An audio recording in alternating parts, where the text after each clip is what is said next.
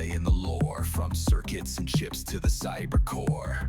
Plug in and we'll give you more. Matt's on the edge, watch those pixels fall. He cracks the code, solves it all. Dark web secrets, firewalls tall. In the cyber jungle, he's the call. Digital ascent, we're climbing high. Voices in the ether touch the sky. With tech and games and culture bright, come along with us, ignite the night.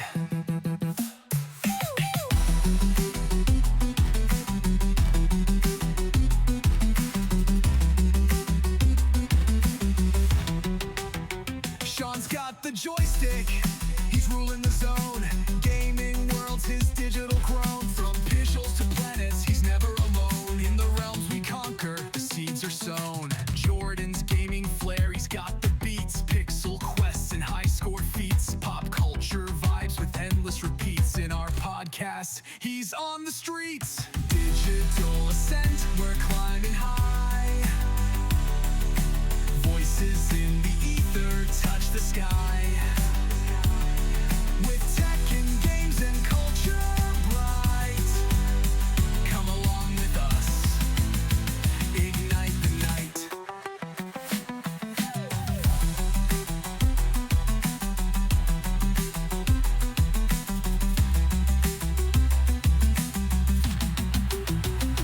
Brandon's in play with a pixel blade drawn. Quests and controllers from dusk till dawn. XP stacking, the leaderboard's gone. In gaming's heartbeat, he's the spawn.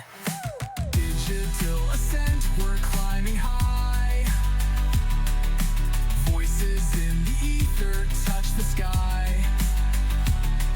With tech and games and culture bright, come along with us, ignite the night.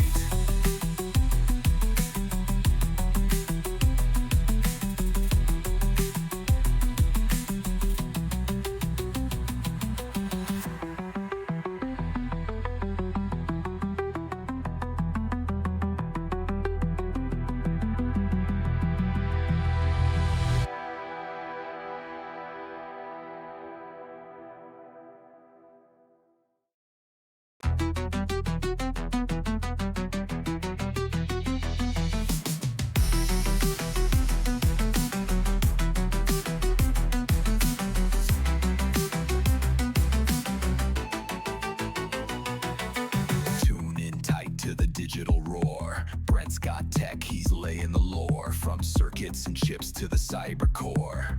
Plug in and we'll give you more. Matt's on the edge, watch those pixels fall. He cracks the code, solves it all. Dark web secrets, firewalls tall. In the cyber jungle, he's the call. Digital ascent, we're climbing high. Voices in the ether touch the sky. With tech and games and culture bright, come along with us, ignite the night.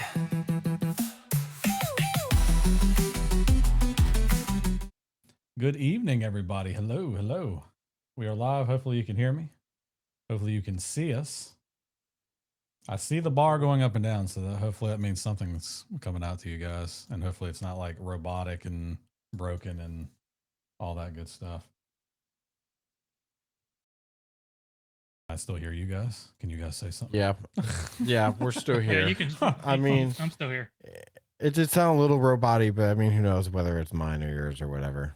Well, I guess Mandy's Mandy in can chat, so us. she'd She's tell in us there. real quick if Yeah. something's broken. Yeah, I suppose she sure. would. She's helpful like that. I She hear says she y'all hears us fine, she says. Go us, success. Yeah, but it's We Monday are winners. all over again. Yeah, I was gonna say it feels like a damn Monday. It's been a You know, Monday, a it's- little bit. Yes. Mhm. Faux show. The typical Monday. Faux show. Cool, cool. What we want to jump into? We want to jump straight into some gaming roundtable stuff. Yeah, let's get do the it, man. conversation flowing. Yeah, let's do it. Matt's gone fishing again. Yeah. Yeah, we need, a better background for me. I think that's a Brent task, actually, sir, was to find me a background. Not Oh, that we I do know need how to to get get it uploaded. So You've actually got like a fishing hat too, don't you? That's what I thought she was originally talking about. no, I've got I mean, tonight I'm wearing Digital Ascent, but yeah, I've got that gone fishing hat too. Mhm. Maybe I should wear it, and then Well, the I'd other be fishing, of fishing. course, but Yeah. I mean, all right, cool. I got a fishing hat also, if that makes a difference. I do not. No, I've been fishing recently. I don't remember the last I time caught I some little fished. baby fish. Yeah, I caught some little baby fish and everything. It's been a minute. Have you ever fished with like a bamboo like cane pole? No. I have.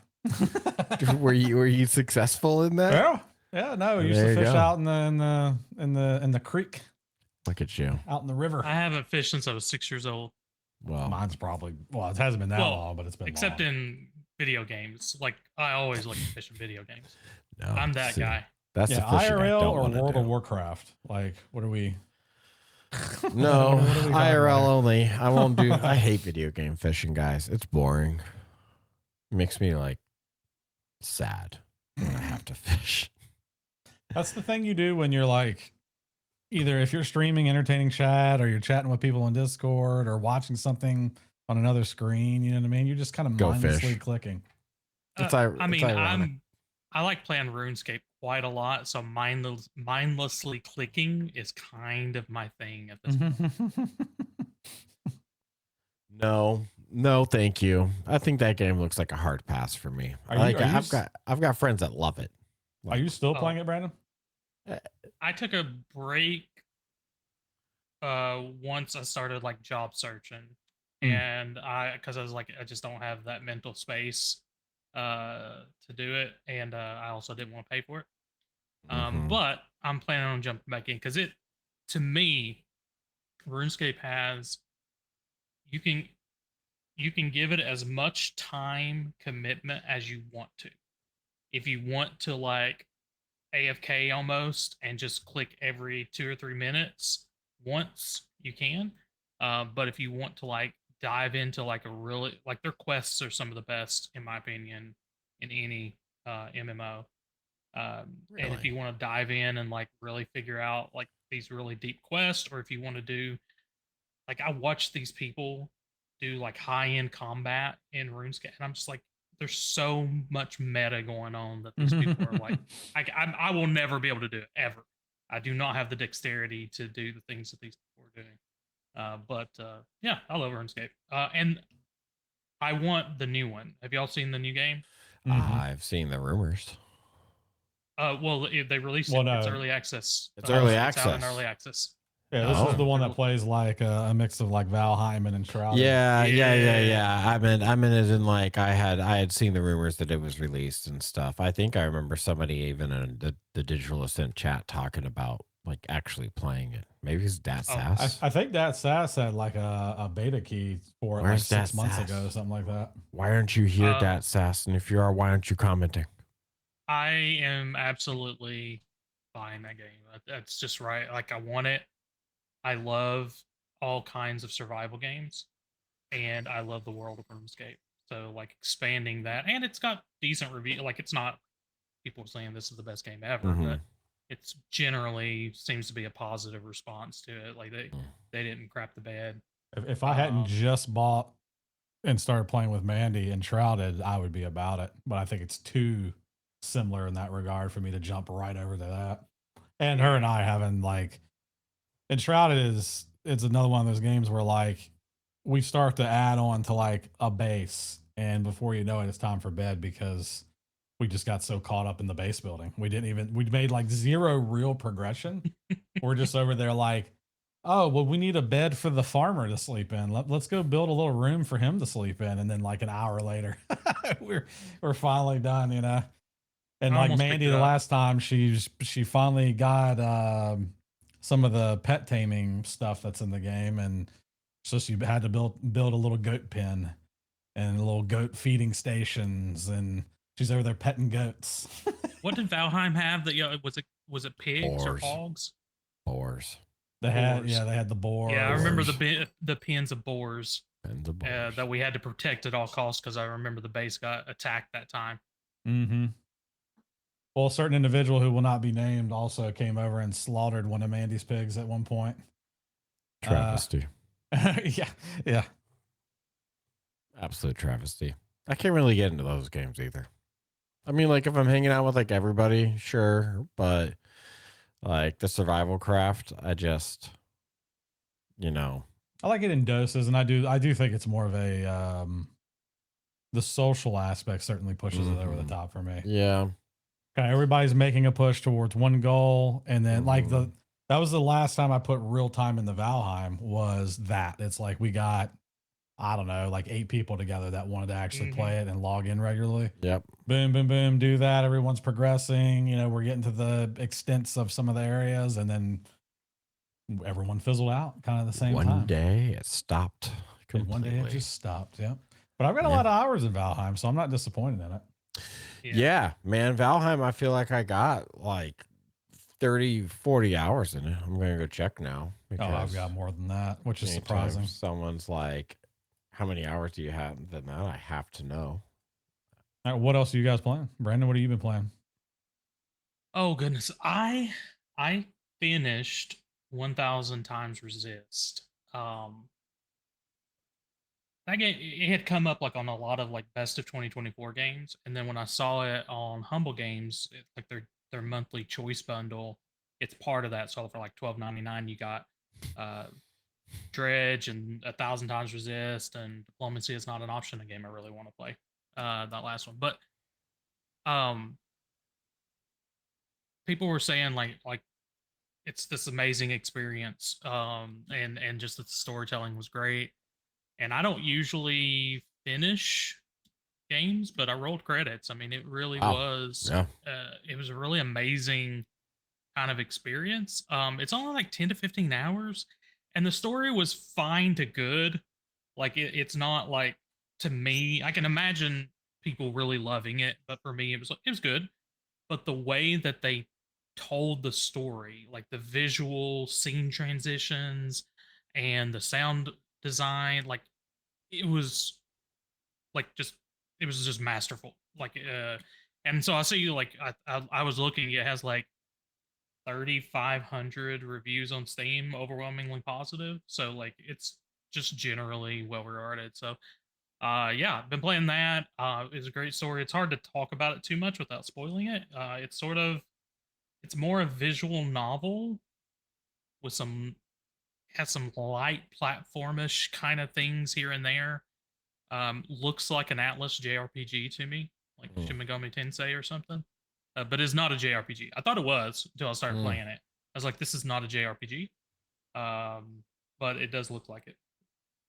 But yeah, if that sounds interesting to you, $12.99 I think is the humble choice. Just remember to cancel it, because you'll get charged the next month, and it will be all games you hate. Not that I know. And then the other one I've been playing, got it off Game Pass, but I kept hearing the name Blueprints, and didn't know anything about it outside of it was like a mystery puzzle game. So I see why people that love it, and I enjoyed the couple of sessions I played with it, but I don't think I'm going to play it anymore. It feels like something that the loop is not quite hitting it for me, but it's got like a really nice hand-drawn art style. And it's a roguelike. Well, I mean, basically, it's like a deck builder of some sort, but you're building your rooms. Like, basically, the whole conceit is your great uncle has passed away. He's left you this estate. You get to keep it if you can find the 46th room of this 45-room mansion. And there's some mystery going on. There's every time you start the day, you have a certain number of steps, but it's basically room transitions you can do. And each time you open a door, you get a random room that you can pick out of 3 options. It's really, really interesting. I think the puzzles evolve slower than I can hold my attention to. My ADHD starts popping out, and I'm just like, but really interesting. I recommend it, especially if you got Game Pass. I mean, obviously, no extra charge. $30. I mean, if it sounds good to you, it has a lot of people talking about it out there. And then I've been playing Minecraft, and I did fire up RuneScape some, and just random games. But what about you, Matt? So I am finishing up Avowed. I'm getting pretty close to end. I probably have, 20 hours in it, maybe as many as 30. It's not 100 this time. I know that for sure, despite the fact I just called a 20, 30 hour or a 30, 40 hour experience 100. This is much closer to 20 or 30. It's a cool game, man. I come away feeling like it has some major advances and some L's too. I feel like overall it runs some pretty significant advances in the combat system over like a Skyrim. It has some like ARPG style mechanics that I like, quick action, move, think, you know what I mean? Skyrim is mostly just like run and smash, especially if you don't load like a hardcore mod on there. Like you just run up and hit everything for the most part, or, sneaky sniper or whatever. I really liked the magic system in it, and I tried like half my playthrough as a mage. Overall, I felt like it lacked oomph, and I'm not sure what I did wrong with my build there, but I couldn't find something that really worked for me. And where I settled was like a hybrid character of an ice mage and a like ranged gunshot character, and that turned out to work really well. It's been pretty fun. I do think the magic system like is too limited. You have like 20 spells in total. And I feel like that's kind of a theme throughout the game is I could say over and over again, I go, well, that's cool, but it's too limited. Like, they've got a bunch of weapons and it's cool, but like it's too limited, right? You have like a small, medium, large sword and, a small, medium, and like a medium, large axe. And then like, you have a spear. Like, I just feel like there could have been more. And I feel like that in almost every category. Enemies, I read going into it that they were limited. And I mean, like, seriously, there's like 5 enemy types in the entire game for like a 30-hour game. It's just like there's maybe as many as 10, but it's too low, compared to like a Skyrim or something like that. Though I guess it's supposed to be much smaller in Escape. Overall, I think it does drive the genre forward, but it's not amazing. It's not like best in class. I think it's heading the right direction though. I'm finishing up Split Fiction. I'm down to my last 3 hours of that. Still maintain that It Takes Two is much better. I feel like the difficulty of Split Fiction is much higher, and it's led to some frustration. But maybe that's good also. That's kind of a your taste thing. I feel like the difficulty between characters is Split Fiction's good, man, but the difficulty, I think what grinds me more is the difficulty between characters is significant. And I feel like there's clearly an easy and a hard character where I feel like maybe they're interchanged in one spot so far near the end. But for the most part, there's an easy character, there's a hard character.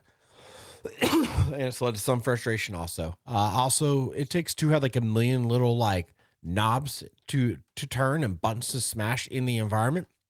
Split Fiction was pretty devoid of that stuff, or it was hidden so well that neither me nor my very like nook and cranny findy wife could find it. So Split Fiction, okay. It's still probably like it still really stands out in the genre that it's in. So like Split Fiction's okay to compared to It Takes Two, but if It Takes Two had never come out, then Split Fiction would be like the new god of the genre, in my opinion. So, it's really held back still too by its own far success. and few in between, too, in my opinion, for those types of games. Yep. It's like So what real competition does that genre even have? I feel like it's one of the reasons it's so successful is like they're the only ones doing it nothing like for the most part, and they're the only ones, thankfully, even though they're the only ones, and really they wouldn't even have to put forth a lot of effort. They do put forth a lot of effort, and we get a really quality game out of it. Don't get me wrong, it's a great game. I just like feel like it's not as great as their last one. Right. I mean, but it's still really great. Totally subjective. Yeah, absolutely. I get it. Totally subjective. Yeah. I do It's think tough sell a co-op what game. you described of like the buttons to smash and knobs to turn. I think I would agree that they are they're more hidden in this. If you go and start chasing trophies or achievements, you'll see things you missed that were in plain sight. Well, I'm gonna go. I mean, like me and the wife are gonna play through again. We'll do something else first, but in half a year we'll swing it back around and we'll swap positions and we'll do it again. Because there was things that were like Mandy and I would notice things on the way through, and we'd toy with them for a little bit, but we couldn't figure out exactly like what it wanted from us. Mm-hmm. And then we're like, all right, cool. Like we gave it our all, right? And then I looked it up after once we finished the game. I was like, let's look up that level. Let's figure out what we missed. Okay. And it was tied to an achievement, and it's like, oh, you had to do X, Y, and Z, and we were like that close organically through the playthrough of getting to that point. And then and it was still even though we cheated, in the long run, it was still satisfying to go back with the chapter select and do it. It's like, oh man, it's like that's cool. Okay. So yeah, I mean, we had a really good time with it. I'll keep that in mind when I go back. I'm definitely going to go back. Yeah, no, yeah, and so Split Fiction has to have 2 people, right? Yeah. Yes, mandatory. Yeah. Cannot play with one. That's for I don't have friends. Get your kid, bro. Get your wife. No. Once you all of my family, all of my children are very strong-willed. Sure. And it often does not turn out well when we try to do co-op games. Well, so whatever, I guess. I'd offer to play through again with you, but there'd be some magic lost on the fact that I agree. I think you have to play it with someone else who's coming into it for the first time. It's an organic experience. It is worth saying that I believe if you own it, that it does have the remote play together, and so you can just like play with a friend. Yeah. And then lastly, despite all my smack talk about fishing games earlier, I'm playing Dredge. I saw that. Yeah. I saw that pop up. Yeah. So, I had to travel for the weekend. Dredge is like a perfect Steam Deck game.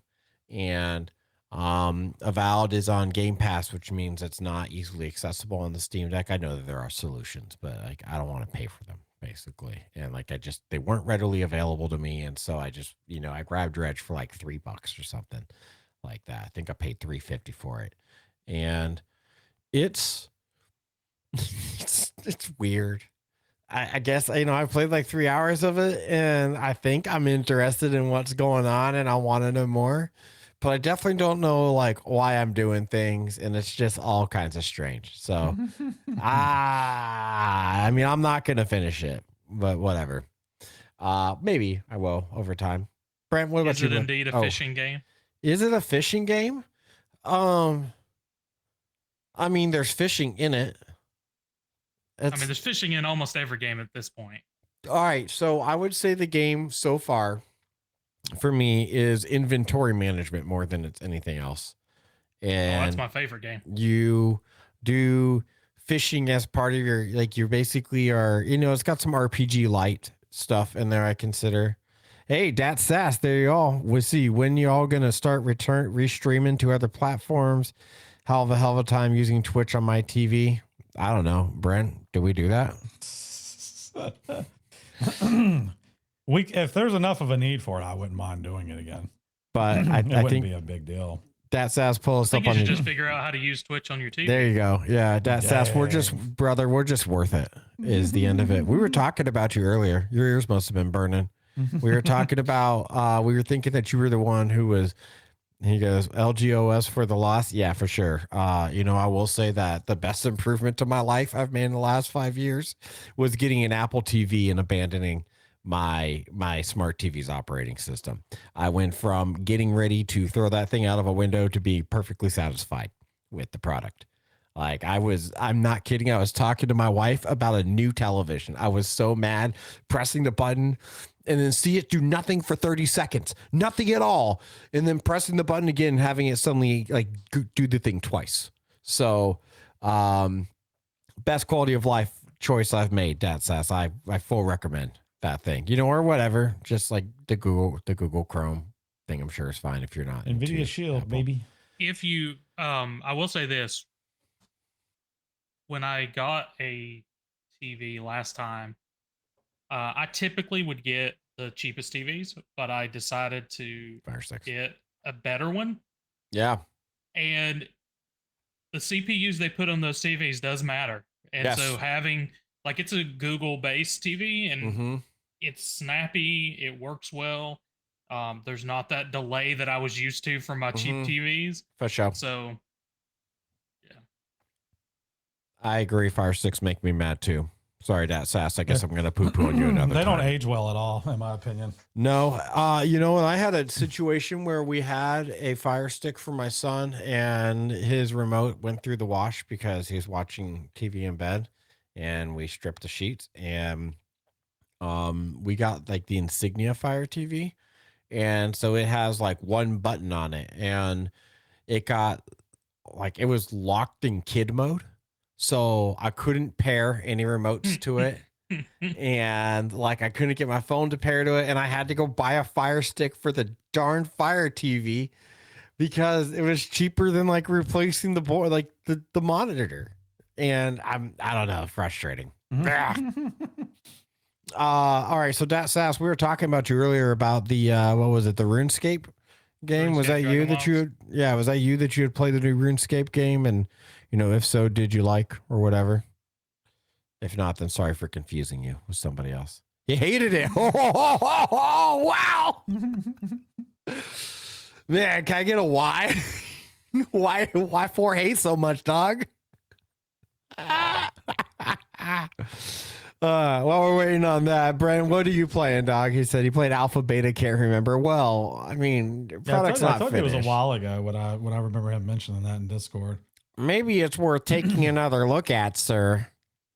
Maybe not. I don't know. Well, you gotta be into those sorts of games too, right? Like, Yeah, if and you're he just was not like, that not into gameplay, this one. Unsubscribe from that Yeah. shit. All right, Brent, what you playing, dog?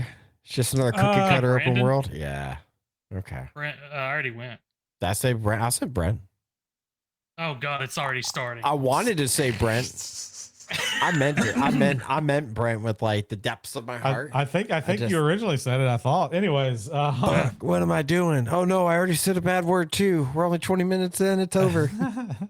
I already mentioned Enshrouded. I've been working on that. I mean, really the usual stuff. I've been kind of outside of adding Enshrouded to the equation, playing that with Mandy. It's really just been Fragpunk and Marvel Rivals here and there until I get mad, and then I'm on the hero Fragpunk. shooters? Really? Yeah. Well, like, they're bad. I mean, Rivals is good, but man, there's so many other good players. It's like you get into the skill-based matchmaking just really screws with you. So It's cheaters, not skilled players, Brent. They're cheaters. there you go. Yeah. I'll leave that for someone else to decide, I guess. I would say that's my favorite part of playing any shooter game with like any of my friends group. As soon as somebody emerges as like better than anybody else, somebody without fail is going to be like, that guy's cheating. He's got hacks going for sure. And I'm Yeah. like, there we go. You're usually good and you're getting smoked. The other guy's a fucking cheater. I knew it. So the good thing about these games, though, both Fragpunk and Rivals, I do love this about the newer shooters, and I really hope that the trend continues because they build them in a very esports way in terms of you can go back to your history and you can click on any match you play and load the replay live And and go and look at everybody's perspective In real yours time. included. You can float around the map. You can lock on all these perspectives. You can slow mo. You can pause. It's got a timeline that shows kills and deaths and all these cool things. Rivals does it. Fragpunk, believe it or not, even though it's a kind of weird outlier game, it does it too. So like anytime we're playing where we suspect someone's like super, super fishy about the way they're moving or how they're snapping and locking on the targets and stuff like that, it's like, all right, look, they're looking kind of sus. We're not going to say anything right now. Let's go look at the replay. And we've loaded up a few, especially in Rivals, where it's like, oh, damn, they were definitely like someone was playing Punisher, which he's a hit scan character anyways, with his gun and with his turret and all that. And like he'd be setting in the turret and he would just snap all the way to the right instantaneously. It's like, yeah, that guy's cheating. There's no way. Like no one moves like that. There's no Really? aim assist that functions like that. So, That guy does because he's that good. Yeah, so, he's yeah. done that much Adderall. Well, that's that he's what I've been locked playing, in. man. My energy levels have to be just right to jump into something a little bit more cozy, like a single player, working through something like that. So that's the reason why I've been slacking in my whole single player story based library. I've got so many things piled up I want to finish because by the time I get on the computer, I need to click heads and shoot people to keep my energy levels up. Disco Elysium ain't gonna do it for you. Disco Elysium ain't gonna do it. Don't want at that to time of read night. about I'm otherworldly the politics. exact opposite. Like for me, it's just what where you get your energy from. But the idea of doing anything social, I have to be in a very specific mood, and then I still probably don't really want to do it, but I'll do it anyway. Because I mean, you have to talk to people every now and again. Yeah, I mean, like I'm down for the right games. These days, I'm basically over hero shooters at this point. Some of my buddies have drugged me into playing Age of Empires 2 recently, and I've played like 3 or 4 Age of Empires 2 games in the last couple weeks, and that's surprisingly fun. I thought a 20-year-old game would be boring, but it's not. It's still good. Some things like that age well, man. It's aged pretty well, especially man. because some of those genres have been really stagnant in the past decade or so. So it's like it's not anything. Nothing has really come out to like dethrone any of these things. So that all of a sudden it's like, well, since no one can develop a damn game that's worth our time, we're gonna remaster this thing or re-release this thing, whatever. There was one that my friend group was talking about recently. That's like a Command and Conquer ripoff, like Tempest something. It's hitting the charts. The price seems a little off though. It's like $40. It's a Command and Conquer clone. What's it? Or it's they certainly look to Command and Conquer as the reference material. Tempest Rising. Tempest Rising, thank you. I was trying to Google it. I'll drop it in chat. Yeah, I mean, it had good things to say about it. Very, from what they said, it kind of drops you right in, and you're kind of expected to know things. Mm-hmm. And so, if you want your hand to be held, it is not the game to do it for you. Apparently, I mean, bro, they have the Commander Kane videos and everything. Or what was his name? Was it just Kane? Did he even have a commander title? I think it was Kane. I think it was just Kane. He was the guy that worked there, right? Yeah, or was like the leader. I think if you got later into like the series, he got weird. Like things got weird, right? That says I go on kicks like that depending on the friend group. Just hyper focus on a game for a couple weeks and then move on to something else. Yeah, same way. Yeah. I feel this. I choose not to have friend groups. There we go. It's a personal Brandon choice. solving it like the easiest way possible. Thank you for that. We got a bunch of party games too. I every now and then the friend group that plays the games with, or that I play the games with the most, do Party Animals, which is hilarious. That one's a good one. And then one that I had not jumped into that's like Among Us is oh god, what is it called, babe? Protocol something? Can't think of that one now either. I just had it on the tip of my tongue, but protocol. But it's like Among Us. It's like a few people are, the bad guys, and you're doing tasks to push this goal forward. And if the bad guys kill everybody or sabotage everything, then they win. And if the good guys sniff them out and determine that they're bad and get rid of them or subdue them in some other way, then they win. But it's another party game, well, social game, if you will. So you gotta be in the mood for it. I will say this: I want to play Mario Kart. Oh, like I'm really looking forward to World. The new one, man. Yeah, I'm so much money. Excited to play that. It's just $10 more than normal.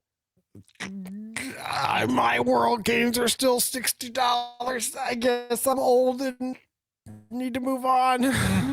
Yeah, but I mean, as somebody who has bought, well, I haven't bought Nintendo games recently as much, but like they never go on sale anyway. And if they do, it's like 20%. So like you're always paying a lot if you're buying a Nintendo game. Should we, since we're already talking about Nintendo, should we hop topics and go out of order temporarily? Let's see here. Disaster. Cannot do it. Which one did I program this for? I don't know that. I don't know that I even put the Nintendo as a topic. Damn, dog, really? That's crazy. How could that happen? I don't know, but it doesn't matter. Whatever. I mean, we're gonna talk I about guess it. yes. anyways. Let's just talk. We're gonna talk about Nintendo stuff. All right, Let's do let's it. talk about Nintendo stuff. Who wants to do it? Well, Brandon was All already right, going. nobody- Let him roll. Yeah, Yeah, it's going to be Brandon, you keep 450. So talking. they confirmed it. I think that's the main thing that people were kind of up in the air about because with the tariffs happening, they were like, we're going to hold off. We're pausing pre-order plans. But they did confirm with the console specifically, it's going to be 450 as announced. Pre-orders go up on the 24th. What they did also say that it's been a mixed bag. Basically, everything else that all the peripherals are going to be more expensive than intended, like 10%, something like that. 5-10%, which sucks, right? I mean, I guess it's nice that they're gonna keep that console price low, but everything else goes up, and that's pretty bummer. What can you do about it? Such is life. You know what really sucks is that even if those tariffs go away, I mean, like those prices aren't going to come down. They're not going to suddenly be like, well, our consumers want the lower price, so we're going to lower the prices. Even if they do, the stores that are selling them won't. Like that's like those prices are locked in forever, from my perspective. That blows. Good chance, yeah. Mm-hmm. Yep. It's Big very old possible. middle finger. Which sucks because some of this stuff is expensive, man. I mean, Joy-Cons were never cheap to begin with, and they're the biggest hunk of junk Yeah, they are trash. that Nintendo has probably ever developed. They were $80, I think. Yeah, I think they were. Yeah, now they're gonna be $95. Like, bro, that's so much money for your controllers. Yeah, Mandy goes in, might go on quote unquote sale. Get out of here, Mandy. Ain't like, bro, like you realize we're talking about Nintendo? Like nothing goes on sale. They'll go on sale for the price they were supposed to be in the first place. That's what they'll right. That's right. Now, not the Joy-Cons, because those usually have some kind of functionality. But the third party, like in handheld mode Joy-Cons and third party controllers are pretty good. You get some good deals on them. Yeah, if anything, those are typically better for that use case. Yeah, if you're not now, the thing about it is though, I don't know what they're going to do that people are going to care about with the mouse control, with the mouse control. I doubt you're going to be able to get that in third parties the same way. I mean, right now the use for case sure. is very, No. It's It'll very work niche right now, though. No, that'll work. The mouse stuff will work, man. All you got to do is get the right parts and feed the drivers. I think it'll be fine. You think I'm crazy? You guys think I'm smoking it? Me? Yeah. Well, yes. I always thought you were crazy. You in particular. Yeah. But I may or may not have very quickly zoned out. And started thinking about something else. But that's fine. I was just saying I think that they'll do mouse on the controllers also from third party, and there'll be no problem. It'll work. Oh no, I heard you. And then like when you stopped talking, that's when you asked, I had zoned out. Oh, hey, ADHD, man. I think all I did was just ask if you thought I was crazy because you stared at me. Whatever. I can't wait until it's just a mouse that snaps onto the side of the Switch. You just have two mice on either side.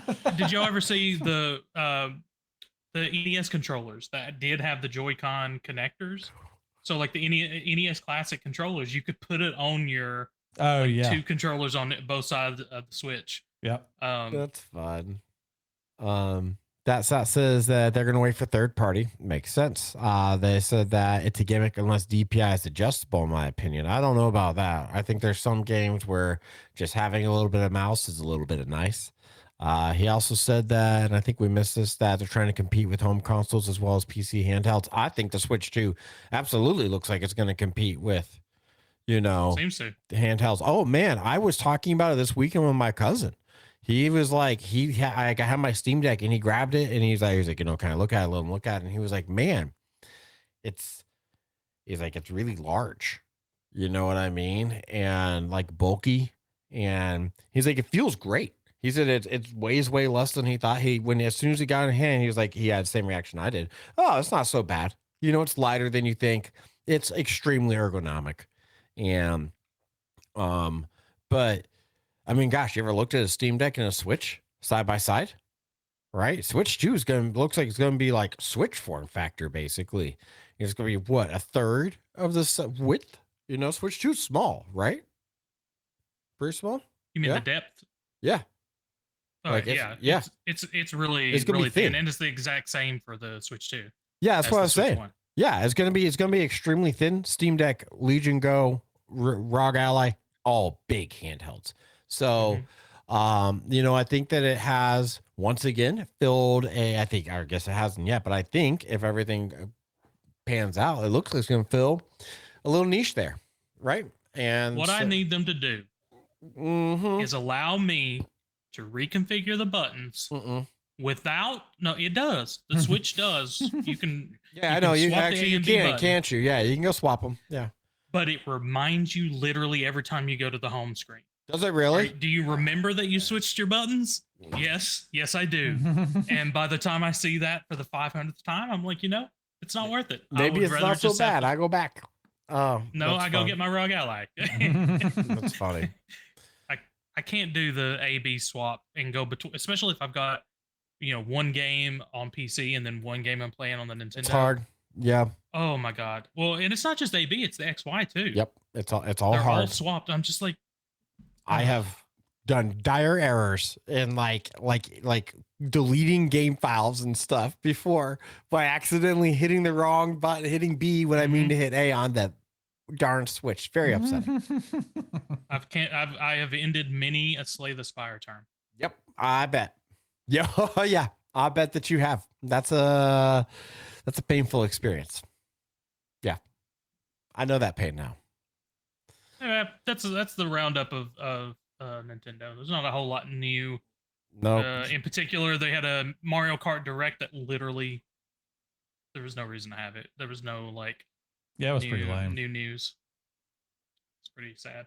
I think it was some excited. new footage, but yeah, it wasn't really any new details. I think on like game modes or anything like that. So, we ready to move on to the next one? There we go. Oblivion remake rumors heat up. All right, so I am dying excited about this, guys. Like, Oblivion is like one of the most formative games in my gaming history, and I have been very much watching Sky Oblivion for the last like 4 or 5 years, and the More Oblivion project, which is Morrowind in the Oblivion engine, which died, and then the Skywind project, which is Morrowind in the Skyrim engine, which I think is also somewhere You're breaking around. my brain. I'm trying to keep up. Well, you know, Wait, look, it doesn't matter. Point is that I love the Elder Scrolls series and all their previous games a lot. And, you know, Bethesda out of nowhere, I guess not Bethesda, but Bethesda out of nowhere has said, hey, so there's this remake of Oblivion. They're talking about releasing it there's a lot of rumors that it was going to release today. And honestly, I was a little upset when it didn't release at 12 Eastern today. But they're going to have a live stream tomorrow at 11 Eastern. There's a ton, and I mean just like a ton of people saying that or like rumors that they're going to shadow drop. That means, you know, release the game with basically no press tomorrow immediately after the live stream. You know, I had joked, and what you guys don't know is that I meant it. If it had released today, I would be playing it right now. Like I'm not kidding. I would be playing it, and the podcast would be the second. Like I would be here on the podcast, just, you know, head down on probably on the Steam Deck. Oh man, I'm so excited. I loved that game so much as a child. I remember when it came out, it exceeded the current graphical limits of the current video card generation. They said it was impossible for you know, the Great Forest to be rendered at like full fidelity on, you know, whatever the current graphics cards. Nowadays I think we would just call that bad optimization. Yeah. from a Bethesda game. Yeah, right. Optimization. Well, man, it's, you know, it's kind of interesting how, you know, like at the time that was something that was like, it's so it's so awesome and so high in fidelity and whatever that nothing can run it. And now it's like, well, brother, anybody can make some shit that things won't run. You know what I mean? So I don't know. I'm really excited. It looks like they've really it looks like it's really coming out. You know, supposedly um somebody got an Xbox support, high infidelity, or high infidelity, a second one. Brandon, I Yeah. don't think you can marry in the first one. So I don't think you can marry in Oblivion. So you can't be infidelitis. Um, supposedly the somebody was able to go to the Xbox chat bot, like chat support bot, and get them to answer and get the bot to be like and say it was coming out this week. So a lot of a lot of rumors. It is worth calling out that the Sky Oblivion project that's porting Oblivion into Skyrim. Um, the makers have been working on that for like 6 years, and they've taken what I think is definitely the high road here. And they've said, and the creator of that project said that this is a win-win for gamers. They're still going to complete Sky Oblivion, which should be released this year. They said, it gives gamers the opportunity to experience, an old game they love in a couple different ways, and that now they can get it directly from the manufacturer, or they can get it as like the love project from the community. And I just don't think I personally would have been able to have such a positive attitude, but I'm impressed. I'm Yeah. just really worried they're going to get a cease and desist now. I mean, maybe they haven't gotten it yet. And, Oblivion's Bethesda's had a long time. And so I hope not. I hope not too. I would say usually if it's going to happen, it's when right now. Yeah. Yeah, it'd be right about now. If they're going to sell it, this would be when they're going to do it. That worries me. I mean, I'm just gonna nothing hope on the they won't. internet is actually going to die. So even if it does, it's going to go on in some way. But Yeah. for somebody that they worked on it for what 5-6 years. It's a long time, man. It's like a long time for them to get to the finish line and then have it drop right on top. It's incredible. I think it's a little dirty. Bethesda knew this was going on, and I'm sure they could have said something at some point in time to be like, this is, not the best use of our time. We're working on it. But whatever. I can't see any company ever doing that though. I know, neither can I. It is worth calling out that it is supposed to be on Game Pass. So that's the rumor. No word on pricing it or anything like that. But it is a first party game, now that Microsoft owns Bethesda. And so it's still so weird. It's pretty strange, and I don't know. I'm excited. I'm really hoping that it shadow drops tomorrow. I'm hoping I'm going to I can't tune into the live stream, but I'll take a look at it over lunch. And the screenshots, the side-by-sides I saw that someone pulled from somewhere, I don't even remember, but they look really nice. They look pretty good. It's it's essentially, it's not even like this. In some cases, it's not even the same assets. It's literally a rebuild. It looks good. Yeah, I'm excited about it. It's very clean looking. Which makes me wonder, what has Sky? I haven't really followed Sky. I knew Sky Oblivion was a thing.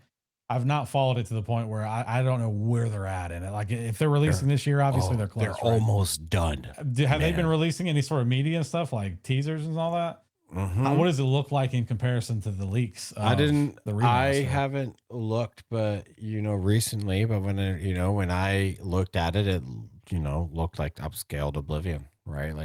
They took all the Oblivion stuff and just ported it straight into Skyrim to the best of their abilities and recreated it there, as I understand it.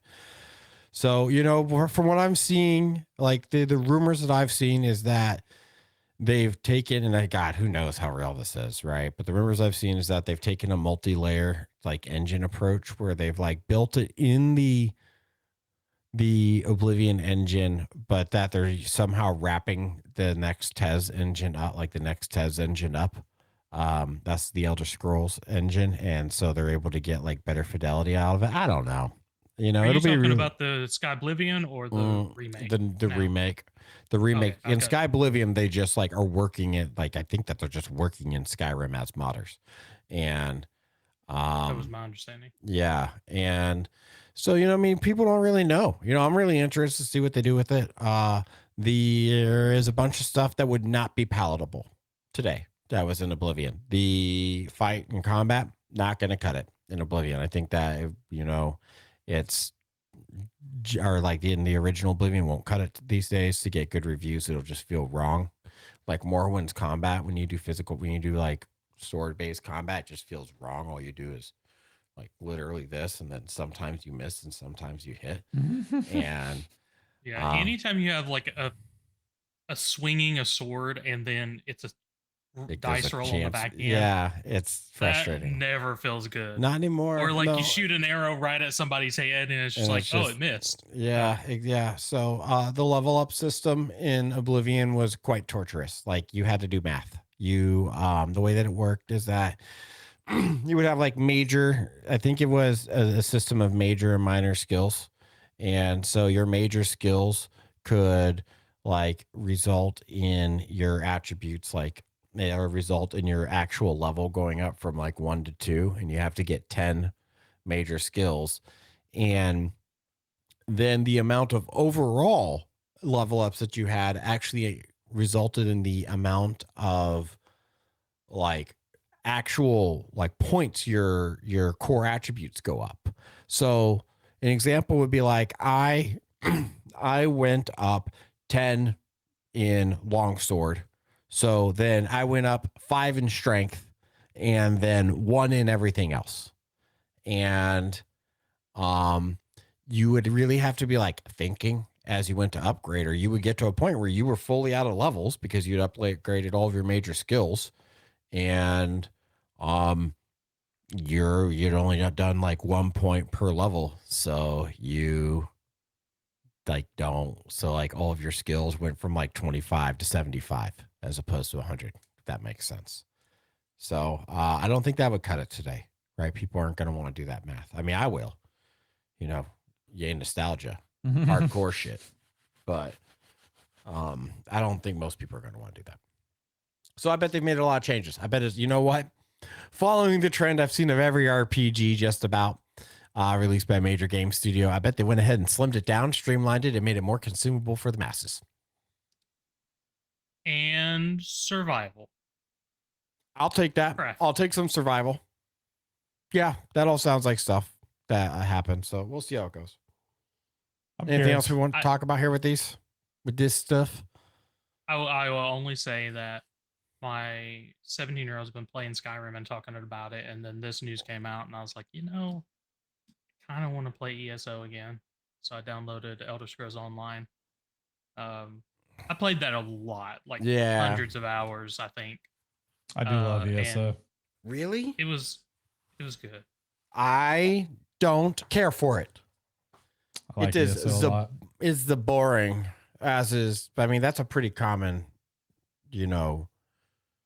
comment for me coming from an MMO. So do what you will.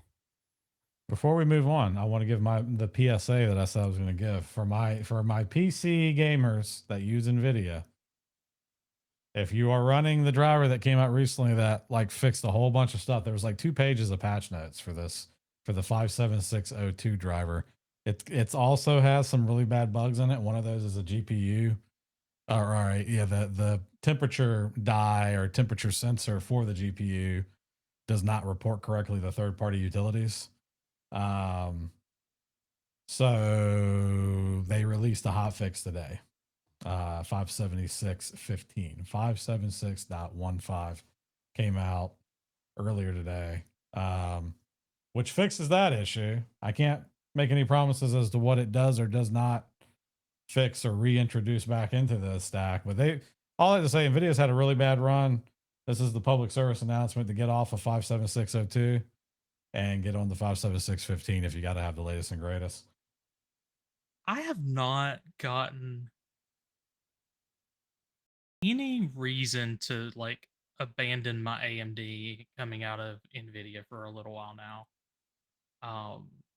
when people talk about the DLSS and like I know that AMD has frame generation, but like Nvidia is like the standards. Like every time somebody talks about something, it's Nvidia. And that's why I wanted to switch back. I had an Nvidia before this one, but man, they seem to suck when it comes to everything outside of the graphics card. Like, I think just gaming. I mean, anybody will say that too. If you're looking at video cards, the first thing that most builders who are familiar with both sides of the equation will ask is, what is your primary purpose? Are you just gaming? Or are you also going to be doing high levels of content creation? Because if it's the latter, you do not go AMD. The NVENC encoder is miles, light years even better than any AMD codec that they've got. They just can't keep up with that side of it. And then you start adding in like all the other utilities that they're leveraging the whatever cores for, your NVIDIA broadcast and the microphone tricks that they've got and all these other tricks that they've got. Now they got one that's like you can literally be sitting in a dark room and the damn GPU will light you like you've got studio lights on you. All sorts of just crazy stuff. But so like, yeah, if you're like streaming right now, believe me, I wouldn't say this unless I knew. I bought when I built this computer behind me, I bought a brand new 7900 XTX. It was like $1,000. I got it for MSRP. I was like, I'm going AMD this time. I'm not feeding into NVIDIA's bullshit. And I got that thing set up and I had nothing but driver issues all over again with it. I was getting GPU kernel crashes on just random stuff. I couldn't play games like I wanted to at all. And then so I was like, you know what? Maybe I've got a bad card. So I went in the process of returning it. I had a new one coming at one point. And I was like, well, you know what? I hadn't even really tried streaming it. Let me check the codecs that they use. And I was like, this looks like ass in comparison to my 3080 that I had before. And that's technically that's a different generation of NVIDIA card. I was like, the NVENC encoder beats the hell out of this. And I kept finding reasons to I'm like, oh man, I really wanted to use AMD that time around, but I couldn't justify it. And then as soon as I bought this 4080 Super, put it in, zero issues. It was just like, it was smooth sailing. So I love them both. I love that AMD even exists to compete with them. Mm-hmm. Not to say that it even helps, because I feel like NVIDIA does what the hell they want to do regardless. And in addition to, I mean, the video you sent me, Brandon, and we can publish that too. The Jay's 2 cents or whatever his name is, his video, talking about just the absolute shit quality of NVIDIA drivers over the last 6 months, especially of this last one. And he's just as raw as you can get about it. And I love that, because someone needs to be. Too many people are kind of tiptoeing around thinking that NVIDIA is going to pull partnerships from them and pull these pre-release deals from them and sending them, video cards well before they're going, being released to the consumer. And he doesn't give a damn. He's just like, you guys suck. You guys, it's like you're purposely messing these things up. There's been so many people struggling with I mean, mind you, the 50 series has had both hardware and software related issues, but when you get a product like that they've sort of rushed out to some extent, when you can't even tell whether you're having a software issue anymore or a hardware issue, because it could be either or with NVIDIA, you're really in a bad spot as a PC owner, especially when you just spent more than likely over MSRP for one of these cards, because they're nearly impossible to find otherwise. I mean, someone we all know just spent $3,300 on one of them. $3,300 on a 5090. Oh, and it's supposed to, I mean, that's not, it could be worse, but that's supposed to be a $2,800 card, that particular one. It's just ridiculous, the market that we're in. But it's been that way for years. And I mean, I don't know. Anyways, long rant. If you've been having issues with NVIDIA drivers, no, I mean, it is what it is. If you've been having issues with NVIDIA drivers, I really recommend this is one use of Reddit. I know we've kind of shit talked Reddit before, not being quite as useful as it used to be, but the NVIDIA subreddit is quite good. There's a few guys up there that are just hardcore NVIDIA users. They've been using this shit for 20 years. And they're posting patch notes. They're like doing comparisons of between what's fixed and what's been reintroduced into the stack, and like all these cool things. Not to mention just everybody that gets that there in comments and says, "Hey, I just installed this on my my 3080 and it still sucks," and then to avoid it. You know what I mean? It's like sometimes with NVIDIA, you do not want to always be up to date unless there is absolutely some crucial feature you need, or there's a really bad security vulnerability that needs to be remediated that you just don't want to risk. That's one of those things. Like if you've got the NVIDIA Experience or whatever the new one is installed, where it wants to tell you, hey, you've got you've got new drivers installed, avoid it. Don't do it unless you need to go read notes. I know that's like not what a lot of people want to do. You need to go read. Go understand what you're getting yourself into. They're so like patch notes are hard. They are to read. Like, so, okay. And that's why I recommend that subreddit, because they kind of distill that down and like help you understand what exactly you're looking at. Like you guys know me here. And for those of you that don't know me, I was a network engineer in a former life. I've read like a lot of patch notes for a lot of different equipment. And, it sucks. Patch notes are written to piss you off. What'd you say? Bore the hell out of you. Yeah. Oh my gosh, man. It's very challenging. I mean, they do get the job done though, right? Like, I mean, man, like sometimes maybe both some shit, dog. Yeah. Oh, this one's going to nuke your whole shit. Be careful. Like that's happened before. Nintendo is always increased system stability. Yeah. That's all it says. Ah. Yeah, they're not specific. Nothing at else. All. Yeah. LOLZ, dog. Yep. How I feel about that shit. Like, God why even damn. create it? If that's all you're doing, why even go through the hassle of putting them out there? Well, using the talking about patching for needs of security fixes, it's a good segue into CVE. We're gonna go to CVE one. This CVE Fallout Security's close call. Okay. So I guess we'll take this one. So I'll start with what is the CVE. So CVE stands for Common Vulnerability and Exposures. It's managed by a company called MITRE. And the great thing about CVEs is that it describes what vulnerabilities are occurring in like a piece of software or hardware with really specific and standardized data, so you can understand things like, does this vulnerability need local access or can it be accessed over a network?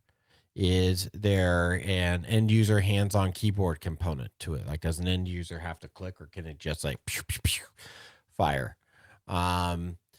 CVEs are, I think, often a pathway towards hardening is how I like to think of them. And, specifically the known exploited vulnerabilities managed by CISA, are a really great pathway to say, well, if you patch these, then, we are not aware. Like if you patch every CISA known vulnerability, then you've patched every known every CISA known exploited vulnerability, the KEVs, known exploited vulnerabilities, then ostensibly, you shouldn't have any vulnerabilities in your network that are known to be exploited, and that's not saying other vulnerabilities can't be exploited, but you start getting to like more creative people at that point. Those are fewer and fewer, far between. So a little bit more about CVE. It's been managed by MITRE for the last 25 years. I forget what MITRE stands for, so I'm gonna have to look that up real quick.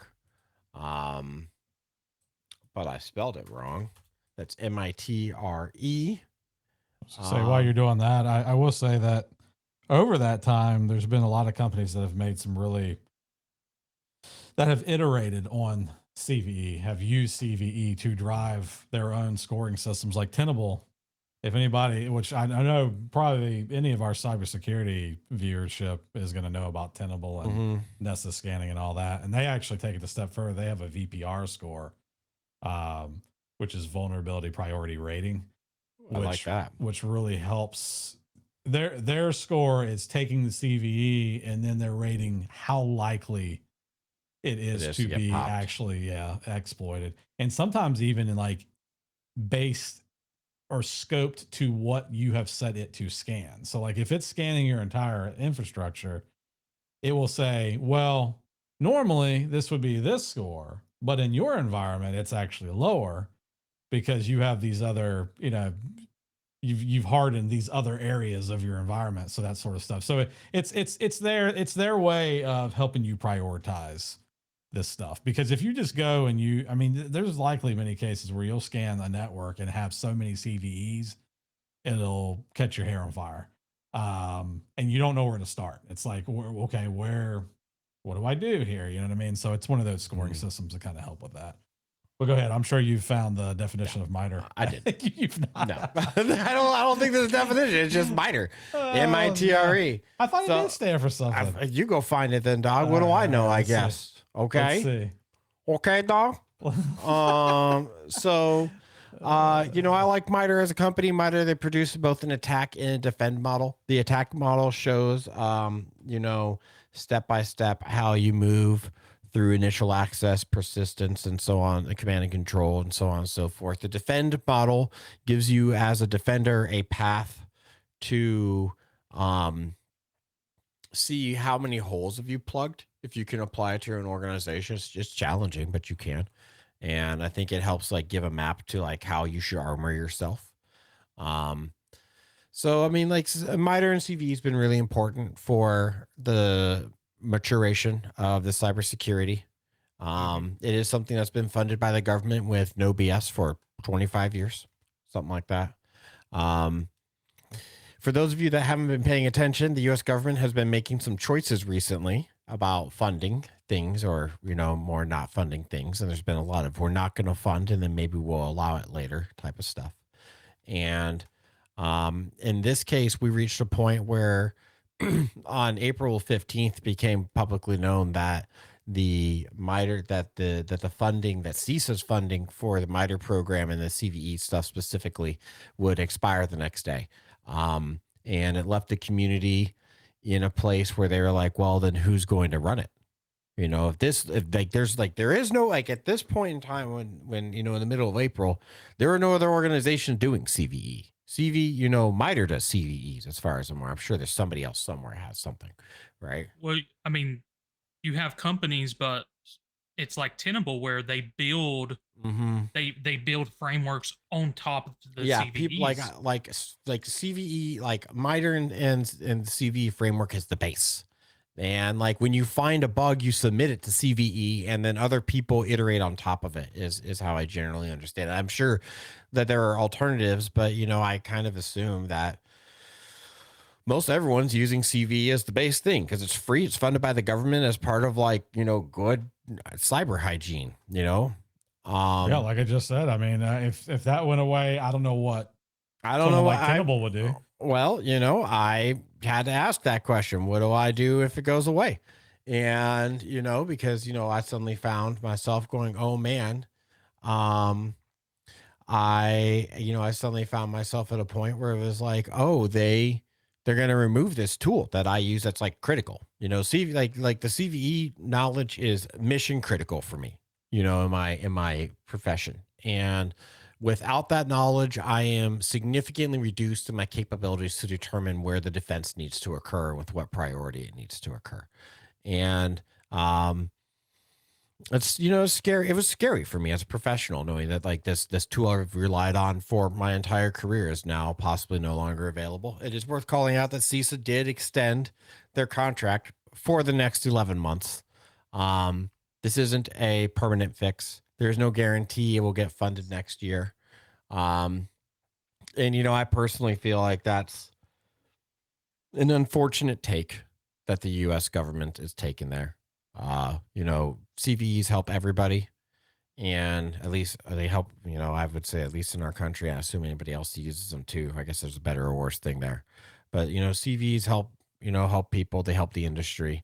And they help, good people stay safe. So I think it's worth funding personally. It is worth calling out that the CVE board decided that this didn't work for them. and they're now looking at becoming an independent nonprofit. I guess this, like as a cybersecurity professional, I'm inclined to say that this is good for the industry.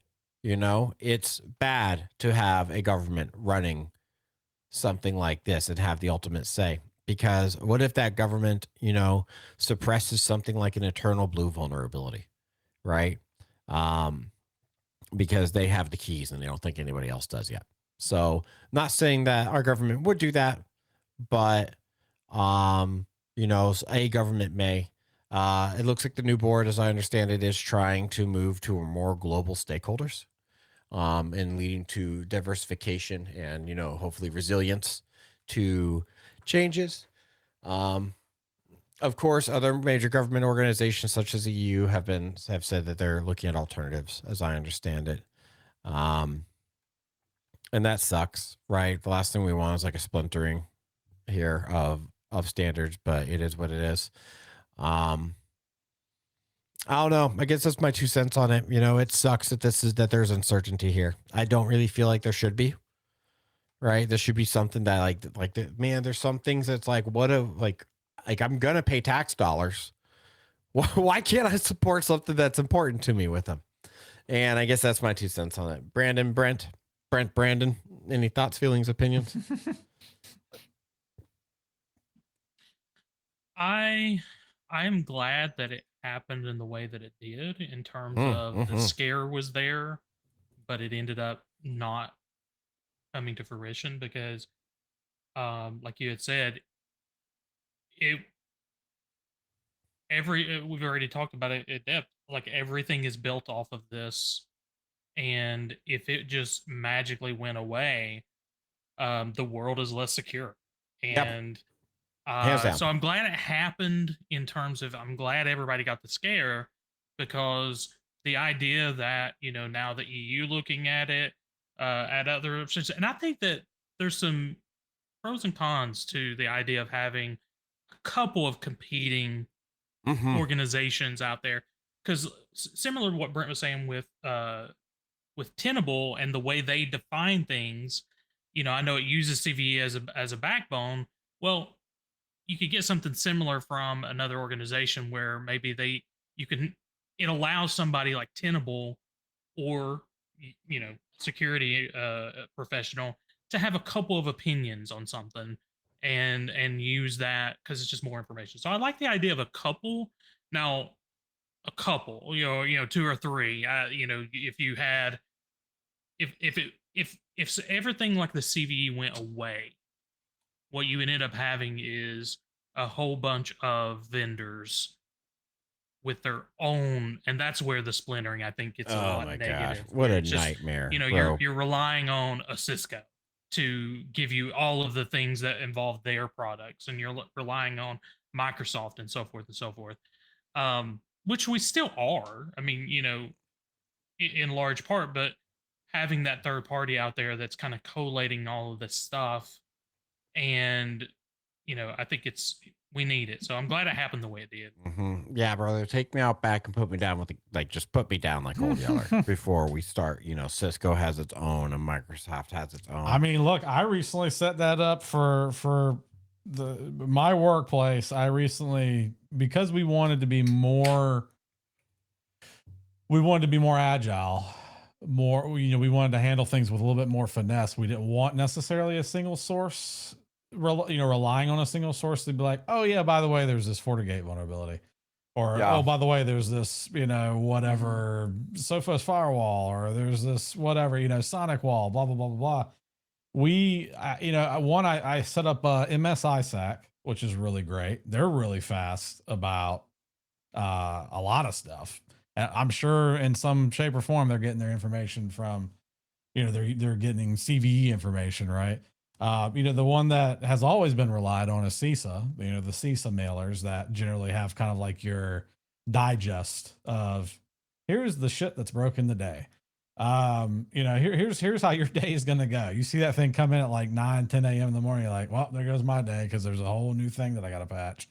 But, in terms of like VMware, Broadcom is really, really good about telling you how screwed you are in their own way. You know, they've got their own security postings, their own security bulletins, oftentimes much, much faster than CISA is going to get something out. So I've subscribed to those. Other storage vendors and stuff that the particular company I work with uses and stuff like that. It's made more sense, to subscribe to some of their internal stuff, because I mean, in some cases I've seen it recently, especially, I don't know, 12-hour difference in terms of publicizing that something's going on. So, I mean, that's 12 hours that I can use the notify clients to get the internal team, all the stakeholders looped in on, hey, here's this thing we've got. Here's what we're assuming is the action right now with the vendor guidance that we have. It's going to require this patch, blah, blah, blah, blah, blah. Because in my business, there's a lot of herding wet cats, both internally and externally, to get windows of downtime where some of these things can be done. Yep, There's very hard. production workloads running on every damn thing all the time.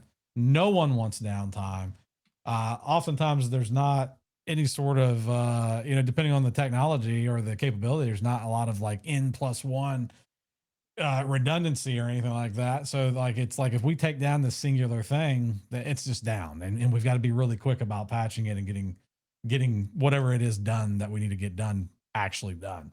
So, yeah, I definitely, depending on what side of the business you're in, I do say that even without this scare, it's smart to think about where else you could get some of this information. Yeah. And understand like how it works, how frequently they're posting some of these things, figuring out how to funnel that information to a single source, and how to interpret that, how to digest that for your use case, because it's a lot of information. I mean, some of the vendors that we've subscribed to, we're still kind of in the early stages of like weeding through the noise, but some of the storage vendors are noisy as hell. I'm talking like 20 emails a day, noisy, where like if one single thing changes with the security bulletin, you get an email about it.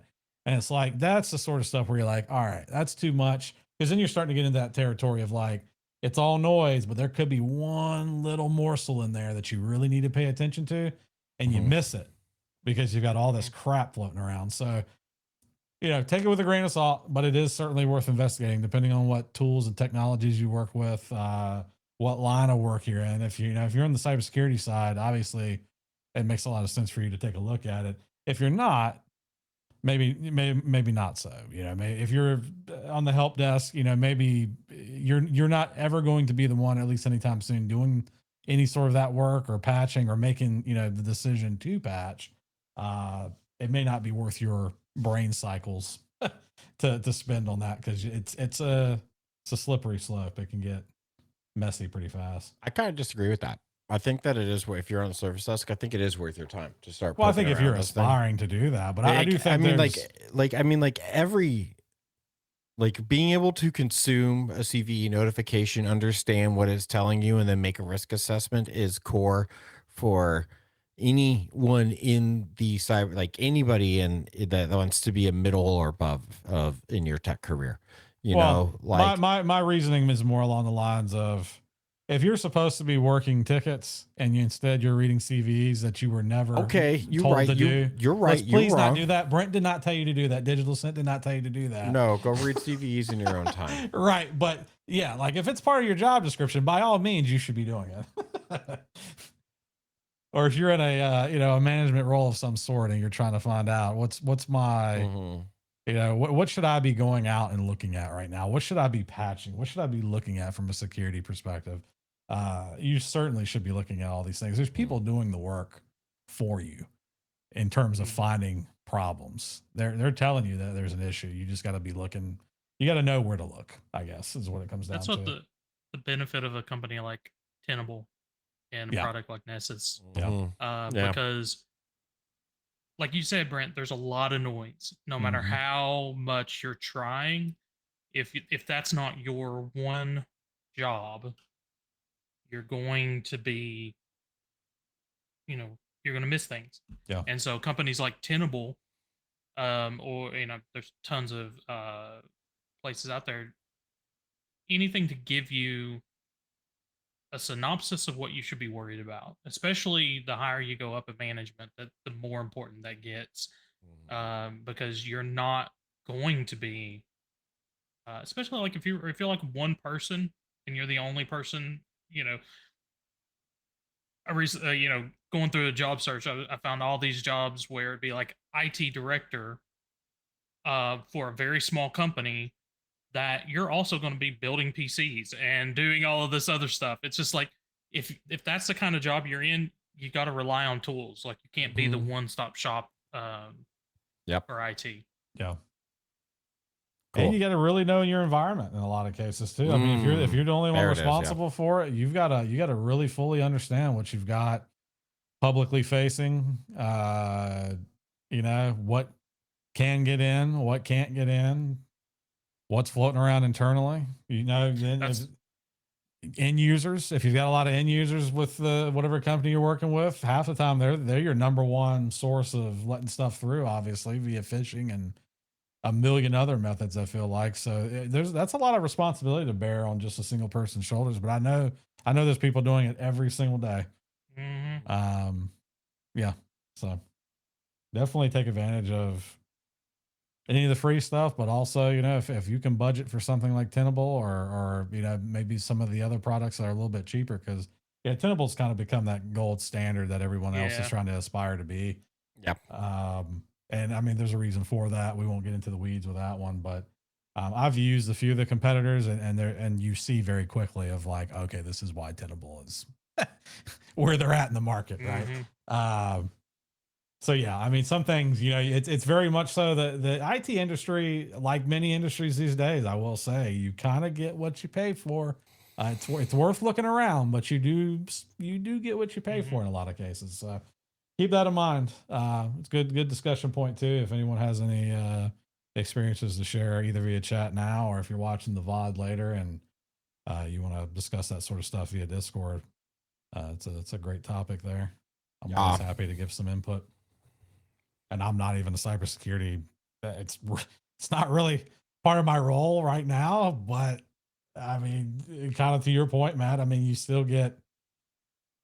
I mean, it is core to just about every IT role these days. You cannot be an effective admin if you can't discern when you need to make an emergency patch versus when it can wait 3 weeks. Yeah, it's that simple. Like some things are like, oh shit, this is a big patch on an Exchange server. If I don't take it down tonight, we're gonna get popped instead.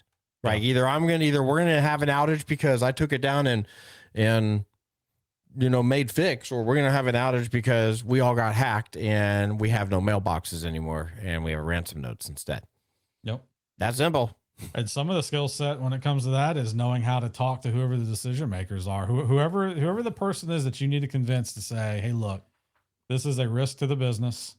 This is a risk to X, Y, and Z, whatever the conversation that you need to have is, to have that conversation effectively with that person so that they understand exactly what it is that needs to be patched and why it needs to be patched, or whatever the fix is. Risk. Yeah, why take on the risk and help them understand that, hey, if we do get hit with this is going to be the least of our worries, the 4 hours or whatever the investment is here on the front end, because we're going to be way up shit's creek without a paddle. We're going to be wishing that we had patched. I promise you. Yeah. Now, and if you're in a business I mean, I've seen it happen. I mean, thankfully, you know, a lot of the people I've worked with in the past 5 to 10 years have been very security minded, because I think everyone's seen enough many other businesses, either by third party association or by first party association, get burned in some way by these things. And they just, you know, you make the mistake once and it's like, nah, I'm never doing that again. Like, I just know better now.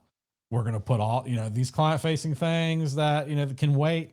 Those are getting pushed to the side. We need to focus on this. This is the most important. I just got tired of Matt yelling at me. Brandon, we got a patch, man. Hey. It's bad. You know, it's funny. I remember you know, I was a pain. It almost felt like a daily conversation. And I will say that even not working with you, it's almost still a daily conversation.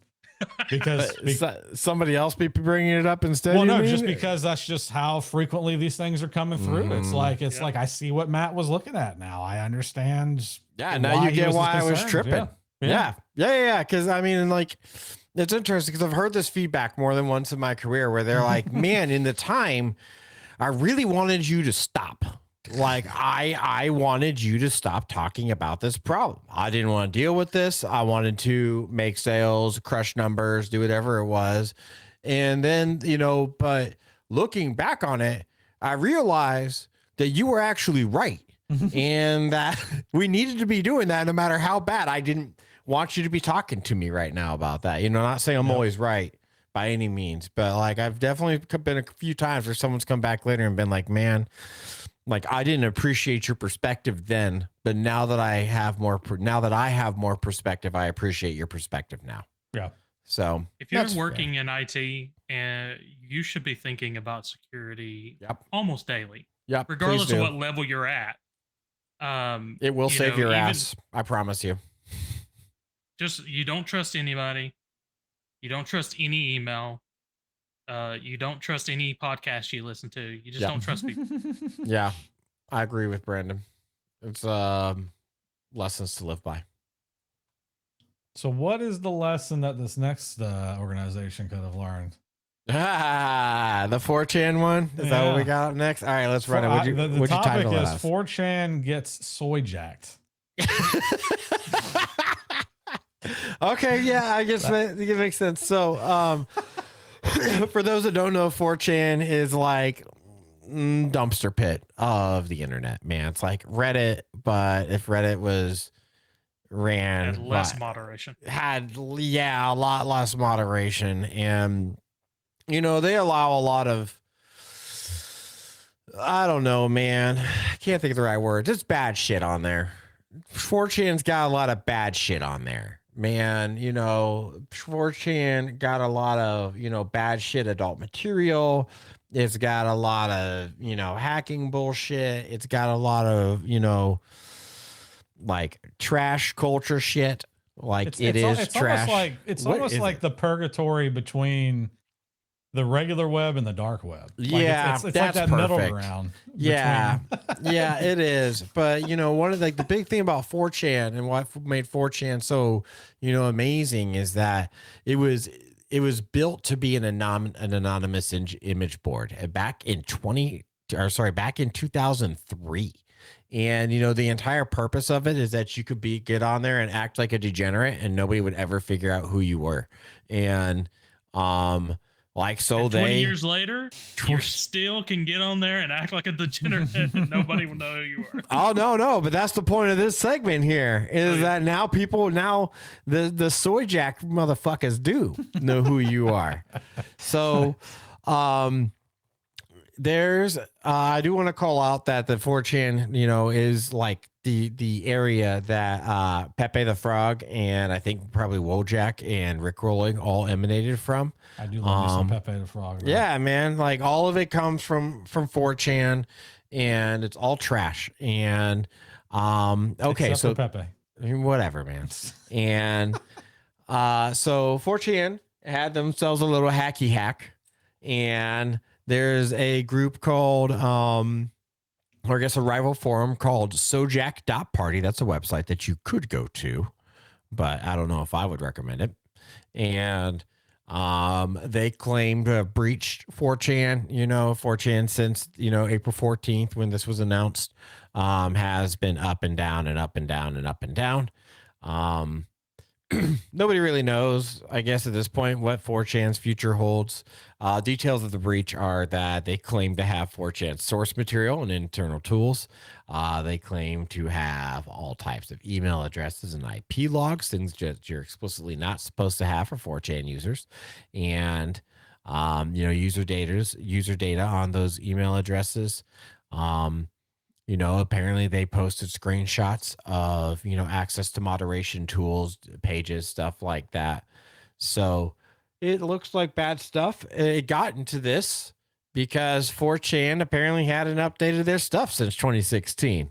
So Their IT team was not paying attention to the CVEs or the CISA Kev list, as I have recommended, may have benefited from listening to this podcast. You know, honestly, I assume they knew their shit wasn't updated and just didn't care. This podcast would not have helped them at all. They would have listened to this and been like, nobody hacks me. Right? But man, I guess there's no honor among thieves, so get some.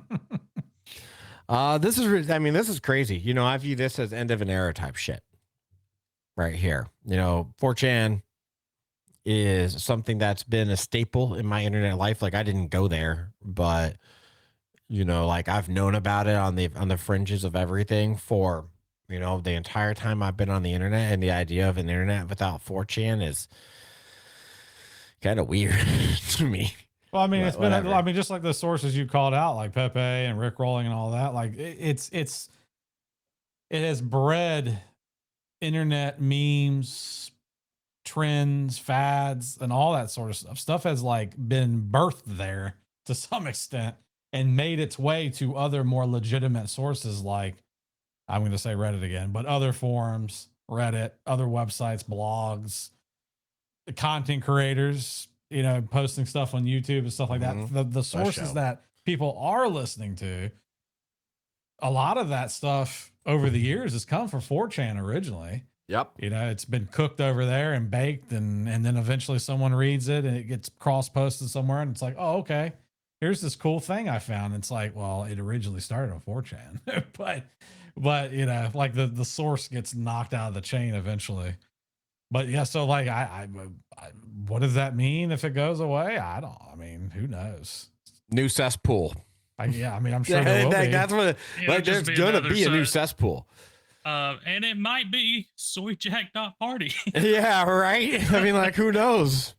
Maybe the victors go the spoils. All the data, they just put it over there. Yeah, right. Just pick up 4chan and move it. So is it still inaccessible? I guess I'll go check it out. Well, the last time I checked, it was like the website loaded, but not like correctly. Service unavailable.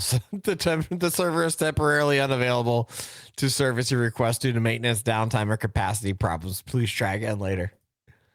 So do we know how they're bringing it down? I don't know. I guess I'll ask ChatGPT and see if they got a news article for us real quick. Why is 4chan still fucking down?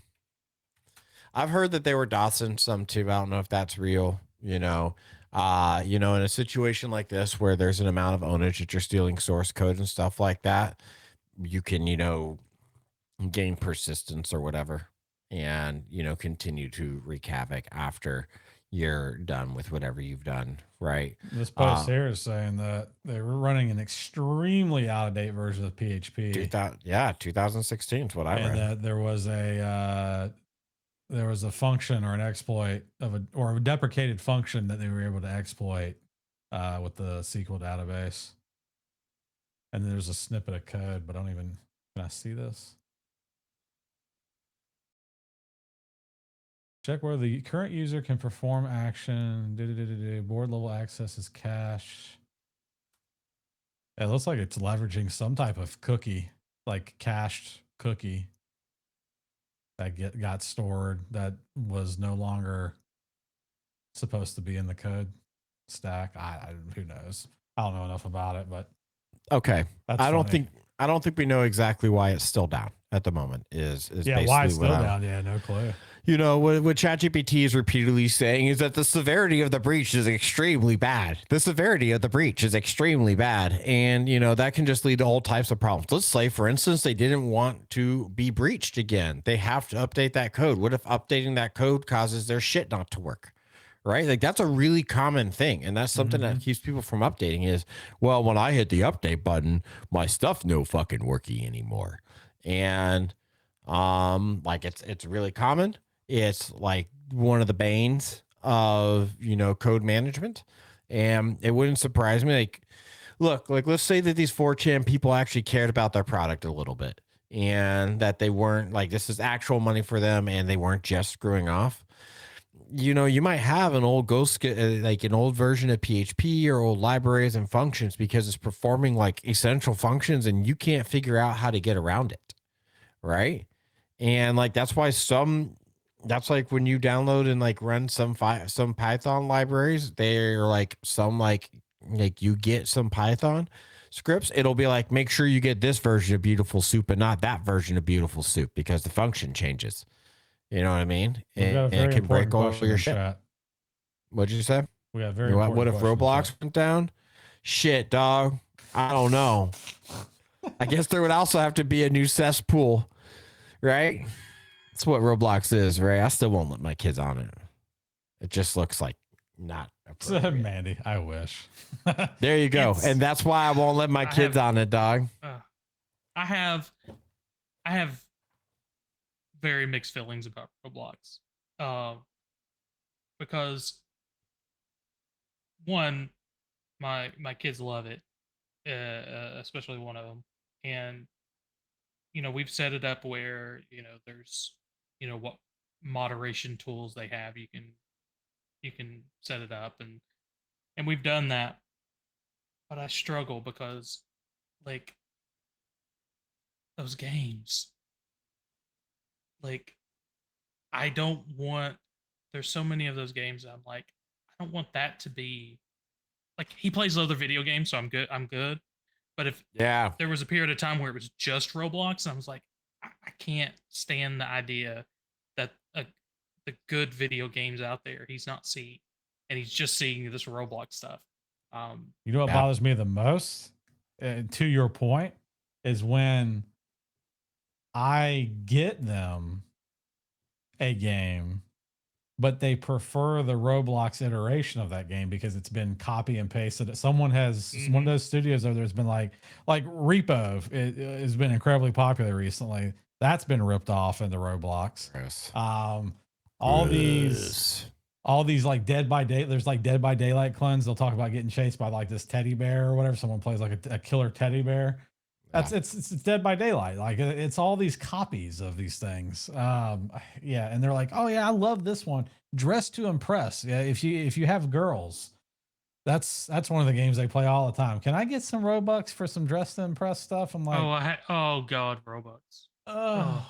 Nope. Please. Nope. None of it.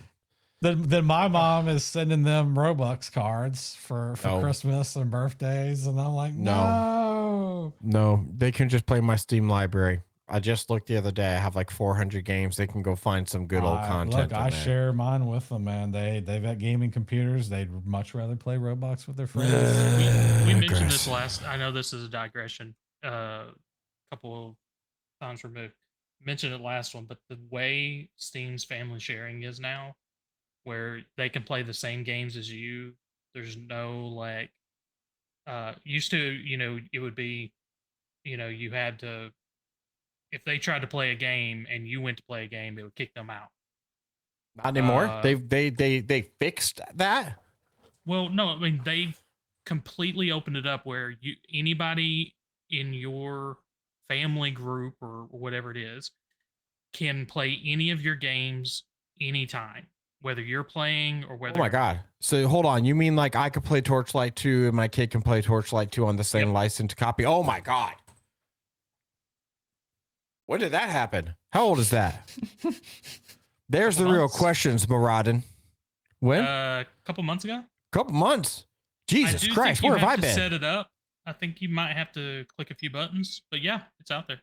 Okay, well, I'm gonna go look at that. Maradin says, not really a question, I guess, but a statement. I started playing online video games when I was 3, playing Diablo 1 on Battle.net. Now online games are scarier, not because kids can get kidnapped, but because they can consume brain rot content. I mean, it's not wrong. The amount of crap. The crap that the kids play on Roblox, and then they end up watching these content creators that have built their living on YouTube by making content from the brain rot. Bad. Oh, it pains me, man. So Diablo 1 at 3 years old, like, or is there a time in between those? Like I don't even know how you like. I don't even like. I was bad at Diablo 1 when I was like 11. I remember getting my ass handed to me by the butcher on like the second dungeon, on like the second level down or Moradin's something, just maybe a even the kid. first. He's just a kid. Leave him alone. He's just a kid. He's just a oh, Just a baby-faced look, kid. man. I Look, had a this is an mustache when 18 Diablo 1 came out. Look, this is an 18 plus channel. He can't be that much of a kid. Okay. I say bad words sometimes. And, you know, He's he's going to just need to a be old enough baby. to hear them. You You're, know. you're right, though. You're absolutely right, though. I agree with that statement. The content is straight brain rot these days. And Roblox is a literal festering breeding ground for that sort of stuff. See, this is why I just don't let my kids play. And then I don't have the same bitch and gripes as y'all do. You know what? If Fortnite had, if Epic could have gotten ahead of it with the way that they've built the whole Fortnite ecosystem with all those mini games, I think they could have probably smashed the crap out of Roblox. But they were too late with that whole They're too late. philosophy. Yeah, my kids definitely like all those Fortnite games, and Much higher those quality. are. I mean, like some of them are still brain rot though. Some of them are still brain rot, but much. I think the baseline It's is better is- brain rot. Yeah, it's Is a little it? bit higher. I guess. Yeah. At least the graphics are better. At least Yes, the graphics are better. Oh God, man. Man, crazy stuff. All right. Anything else on 4chan? Forgot we were Okay. talking about that. No, Not sad to see the cesspool go. I think we End of covered the most day. of it, though. I'm probably gonna get doxxed now. I don't know that I've ever had an account there or anything. I didn't No, even know it neither have I. existed until a few years ago when it was in the news for some not good stuff. Murad- I was gonna say, Murad, I didn't mean to cut you off. Go ahead. I was gonna read what chat said. Oh no, So, you're good. all right. Muradin says he was like 5'6" and then lies and claims to be B+ on StarCraft 1. Brother, if you are B+ on StarCraft 1 at 5 or 6, you're savant. And like, I'm pretty sure I know what you do for a living. And like, you need to be playing what it's like in the StarCraft circuits, I guess. Or like, he goes, I was Grandmaster in StarCraft 2. Man, Pixar, that shit didn't happen. You know what I mean? I thought you said my grandmother. Nah, he said he was Grandmaster. Hey, guess what? I was a Grandmaster in StarCraft 2 also. See how easy that was? 250 actions per minute. I've never doubted any IRL conversations with Martin or chat. I've never doubted, and he's got screenshots for a lot of these things to back him up. So I've never. Yeah, Hold I'm on, over you here think this believing him. motherfucker can do 250 APM? Are you kidding me? He's a damn professional. I'm going to tell you. What are you, macro? You fucking macro your first 50 moves, dog? He goes, he's rank 6 in Diablo 3. Who are you, fucking Elon Musk? Out here paying people to get your ass up to the top. No, he's. I shouldn't talk that shit. I don't know you that well, but here we Martin's go. a sharp dude. He's a sharp dude. Okay, I'll keep that in mind. Very, No, very he's sharp only individual. 10. He's only That's all- 10, but he's a sharp dude. Yeah. All right, well, in 8 years, come see me. Maybe there'll be a job for you. You know, I expect to be in a hiring position by then. Yeah, he says he actually has the degree. I told you. Look, I'm sure Elon Musk has the screenshots too of where he got ranked #1 or whatever from his little, you know, page stuff. You know what's crazy about that? Like the idea of like paying somebody to get you like to rank 1 on the leaderboard. Like I guess at that point, why don't they just rank 1 on the leaderboard themselves? Maybe it's because you know they're doing it for rich people. But Well, why do it for free when you can make money when you get that money, stack Bragging that rights ain't paper. shit. Thousands of dollars is something else. Yeah. This And is God true. knows what he paid him. All right, I'm watching the gaming channel in the Digital Cent Discord. Where's it at? Where it at, dog?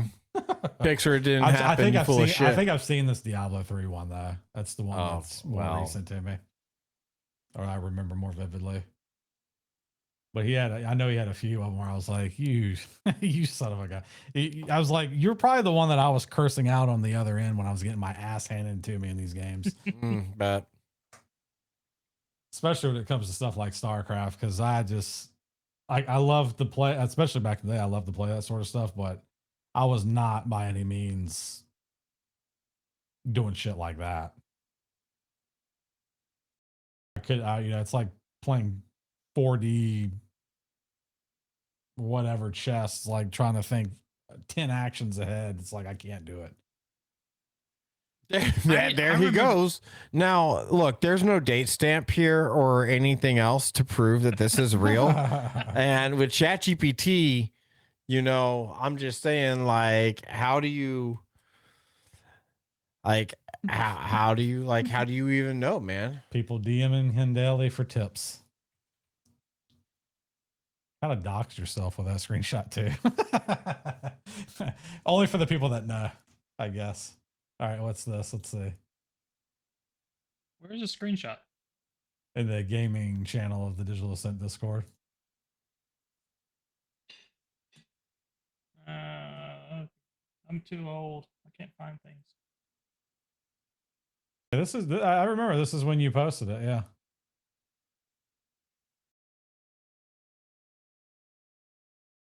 Yeah, I remember that. I sure do. I have never been that good at any video game in my life. Me neither. No, when I look back though, there's so many games that I beat as like a kid that I'm like, how the heck? Contra.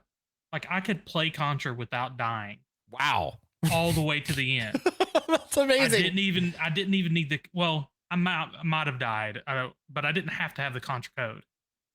Like I could get to the end on the regular. Straight grind it by being like tight. when I can't get past the first level now. It's crazy. I mean, look, all those OG Mario Brothers, Zelda games, all that sort of stuff that like people pick them up today and like, how in the shit do you play this game? Like it's bad. Those were the ones that I was just cruising through as a kid, man, just sitting down, zoned out, loved them, and played them multiple times too. I don't think they're bad necessarily. I don't either. I'm just saying, like your more modern folks would pick that up and be like, "This is like I understand the history behind this, but this is a piece of shit. Like I'm not playing this." Can't use a controller to any console games beyond my scope. Oh, I can't like. It's funny if I try to play an FPS with the controller. Like I'm bad enough with the mouse. The controller makes it worse. I can't aim with my right thumb. Like I literally don't have the muscle memory because I was a Nintendo player all my life. And I never had a right thumbstick on any, like an actual thumbstick up until the Wii U. Like that was the first console that they had this normal thumbsticks. Well, normal with the gamepad. Everything else up until that point was like the Joy-Con and then the GameCube controller with the little C stick. And then obviously the Nintendo 64 only had the one. So like growing up, I didn't aim with my right thumb on anything. Yeah. I got the Aplex Fly Digi controller recently, and on there it has these like little tension like actuators that you can like, turn this way or that way to loosen or increase the tension. And I found that it was pretty useful to increase, like I can crank that up and it helped my like ADS situation quite a bit. It also has a gyro, which I think makes a huge difference. If you haven't like used a gyro for FPS shooting, the gyro makes a huge difference, I think, when you're in the ADS format. I found that out with Splatoon because I was actually decent with Splatoon because I would use the gyro shooting. It's a nice controller. I've never heard of it until now. I've been thinking about what my like. I need a controller for my I need a controller, and right now I'm using this for my PC, which is like 8-bit though. It's Ultimate C2. Great controller. It's like $25-$30 on Amazon, and it's got USB-C. It's rechargeable. It's got 2 extra buttons here that I don't know how to program, so I've never used them. I've got this one that they released the purple one for not too long ago. I got my I got both my kids. So I had the Xbox controllers fail on me. Very upset about that investment. That, you know, my Xbox controller and both my kids' Xbox controllers all failed within like 6 months. That's pretty much the Joy-Con situation with Nintendo. They make them like a pile of crap. It's really frustrating. I paid so Unfortunately. much, and so I just replaced them with 8-bit, 2Cs. I think it was. They seem happy with that. Picked up myself a Fly Digi, and my wife doesn't use her controller as much, so hers is still rocking and rolling. And I guess when hers fails, I'll just mount them all up on a wall somewhere. Maybe in my I'm office. gonna try out the Fly Digi. I've been looking for what I'm gonna get, and I got it. I want something because I like having a. This is my controller, Yeah, and feel it. So yeah, The one complaint I have about the Fly Digi is that sometimes it doesn't seem to take my button inputs. Every once in a while, it just doesn't. And I don't know if it's like the games I've been playing since I've got it. Like sometimes Avowed just does not take my button inputs, no matter what controller I'm on. Sometimes it just doesn't take the left controller input in some screens. And that's frustrating, but like it is what it is. It doesn't matter whether I'm on the Steam Deck or on my computer or like with the Fly Digi. Steam Deck's rock solid on every other game. Fly Digi's been rock solid on Split Fiction 2. I'm kind of left feeling like it's the game. which one did you get with the Apex? You said the Apex. Yeah, we're gonna nuke that. Goodbye. Expensive. Block. Did you do it? I don't know. I think so. I report that shit. I'm gonna report it for terrorism. I did an extra step. Did you nuke the message? Well, I did a ban. A ban and a nuke. Goodbye, bitch. Sorry. Well, I think that we have covered 4chan. Any closing anything thoughts? else we were going to talk about, or no? That's it for the topic list. So unless anyone's got anything else, that is it. Don't forget to upgrade your NVIDIA drivers. Damn it. Yeah, shit. I need to go do that. I just upgraded like earlier this week. I think I did too. So I've got to. So I got to get at it. Safe. I mean, my fan's still spinning, so I guess I'm okay because I have I'm not using any third-party stuff. That's where the primary concern. Is that where the problem was? So there you go. I'm fine too. I'm not doing any third-party shit. It was mainly the main concern was like if you had a liquid cooler or a block on your card, because in most cases at that point the GPU firmware is not controlling that pump or any of the fans related to the radiator for that anymore. It's whatever block you put on the card is. And so if that's getting bad data, it's never ramping up when it's under load like it's supposed to, and you are shit out of luck. And it's very specific too to the computer being put to sleep or hibernating as well. Like that. Well, I say that he did reference one case where one guy was saying that it happened regardless whether he slept it or not. So it's safe. It's the best bet is to just upgrade your damn NVIDIA driver. Yeah. And like I said, read some of these notes. Read some of the people on the forums or on Reddit talking about, I have this card and I have this problem, because if that's the case and you have similar hardware to them, you might want to hold off. That's my closing thought in terms of that stuff. And if you have somehow dodged the NVIDIA bullet with drivers recently, you are doing something special, because like I said, it's been the better part really of the last year has been just driver after driver. Fun times. Yeah, just bad stuff depending on what your hardware setup is. I will say this. I have enjoyed my AMD. It's been pretty solid. It's a 6950 XT. I got it a couple years ago, and it's worked great. Okay, guys. I was gonna say, Matt, anything else? Pat your shit. If you made it here, pat your shit. It'll make your life better. I promise this. Well, there you go. Yeah, there you go. There's all right, my folks. PSA. Love you guys and gals. Appreciate all the love and support.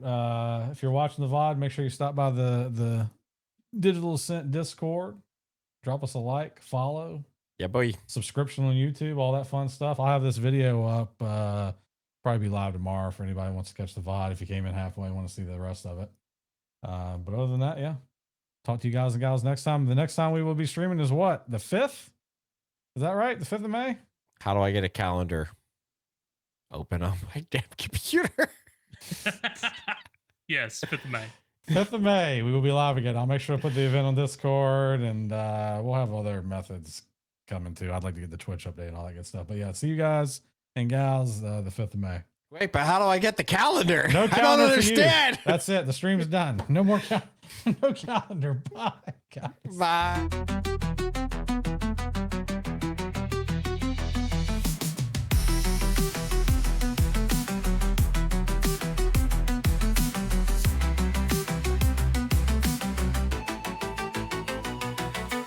Tune in tight to the digital roar. Brent's got tech, he's laying the lore. From circuits and chips to the cyber core. Plug in and we'll give you more. Matt's on the edge, watch those pixels fall. He cracks the code, solves it all. Dark web secrets, firewalls tall. In the cyber jungle, he's the call. Digital ascent, we're climbing high. Voices in the ether touch the sky.